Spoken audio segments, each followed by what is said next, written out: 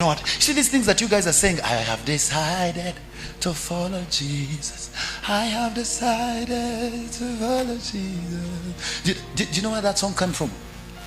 A man was an evangelist. He went to India, and when he stood somewhere and spoke about Jesus, and when he spoke about Jesus, a certain Indian family heard him, and the whole family gave their lives to Christ. The news went and reached the king, and the king came and called a meeting, and he put that man, his wife, and his children before the whole community, and he said, deny Jesus. And he called his army, and they brought those bows, and they said, if you don't deny Jesus, these bows are on the hearts of your children. And he had 3 kids, 3 young babies, 3 kids. They said, we're going to release them in the hearts of your babies. Are you hearing what I'm saying?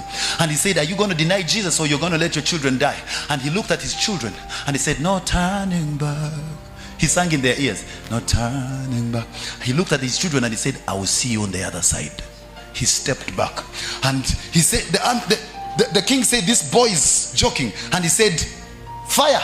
And these soldiers released bows, and as the man is watching, these bows entered the hearts of his boys, and his boys fell down and died. And the man said, I have decided, someone say consecration, to follow Jesus. And he kept on singing it loud, no turning back, no turning back. And they brought his wife and they undressed him before the whole community, and they said, if you don't deny now, we're going to release 6 bows in this woman. And they put 6 soldiers, and they released the momentum of bows. And the man went to his wife and went to her ears, and he said, baby, I will see you on the other side.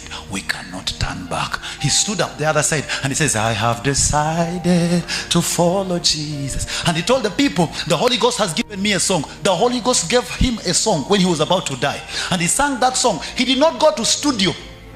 He did not leave a tape, but the song was stronger than the songs of men that have instruments and keyboard, and the whole earth cannot forget it, even though it happened thousands of years ago. Because this man that is talking, he's not just a talker, he's a consecrated man. And they released the bows into the heart of that woman, and that woman was bleeding and delayed to die and was crying out loud. And the man came and held her dying wife's hand and kept on saying, no turning back, no turning back. I have decided to follow Jesus. Even when the pain was in that heart, she kept on saying, we are not turning back, we are not turning back. He laid hands on his wife and he says, baby, reach well, I'm coming.